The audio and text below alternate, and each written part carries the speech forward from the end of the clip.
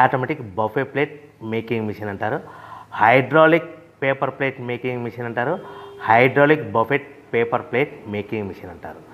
So మనం ఈ machine కొనుక్కున్న తర్వాత దీనికి వచ్చే 1 HP మోటార్ని మనం ఇంటి కరెంటు మీటర్ కాకుండా దీనికి సపరేట్గా commercial category to single phase metre తీసుకోవడం వలన భవిష్యత్తులో ఎలక్ట్రిసిటీ డిపార్ట్మెంట్ నుంచి మీకు ఎలాంటి ప్రాబ్లమ్స్ ఉండవని మంచి సలహా ఇస్తున్నాను, పాటించవలసిందిగా కోరుతున్నాను. సో ఈ సెమీ ఆటోమేటిక్ హైడ్రాలిక్ సింగిల్ లై బఫే ప్లేట్ మేకింగ్ మిషన్లో కేవలము బఫే ప్లేట్లు మాత్రమే తయారు చేసుకోగలుగుతాము. ఈ మిషన్లో కేవలం మందం లావు దొడ్డు ప్లేట్ మాత్రం బఫే ప్లేట్ తయారు చేసుకోగలుగుతాము.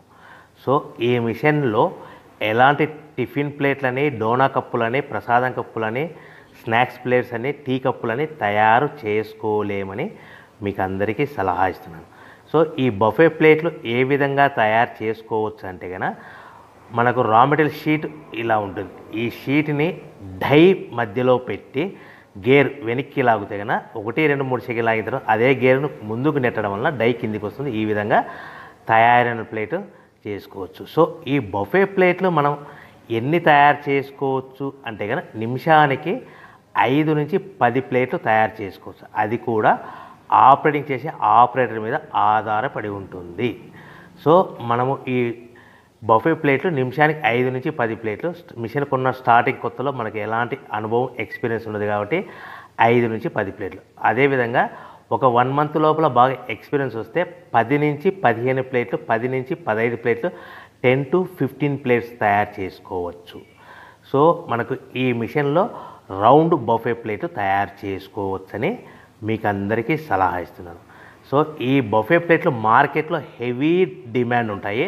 సో మనకు ఈ బఫే ప్లేట్లు ఈ విధంగా మనము నిమిషానికి ఆపరేటర్ మీద ఆధారపడి ఉంటుంది కాబట్టి నిమిషానికి 5 నుంచి 10 ప్లేట్లు పర్ డే 8 గంటల నుంచి 10 గంటలలో యావరేజ్గా 3000 నుంచి 5000 ప్లేట్లు తయారు చేసుకోవచ్చని మీకు అందరికీ సలహా ఇస్తున్నాను. ఈ బఫే ప్లేట్లు అనేటివి మార్కెట్లో మోస్ట్ డిమాండ్ ఉంటాయి కనుక సో ఈ బఫే ప్లేట్లు మనం ఈ మిషన్కు మనకు ఎన్ని ప్లేట్లు తయారు చేసుకుని చెప్పాం కదా. సో రా మెటీరియల్ ఎంత షీట్ ఎంత కాస్ట్ పడుతుంది, సో మనం తెచ్చుకోవాలనుకుంటే రా మెటీరియల్కి ఎంత ట్రాన్స్పోర్ట్ పడుతుంది, తెచ్చుకున్న రా మెటీరియల్ను మన ప్లేట్గా తయారు చేయడానికి పవర్ బిల్ ఎంత పడుతుంది అనేది మీకు క్లియర్గా ఎక్స్ప్లెయిన్ చేస్తాను.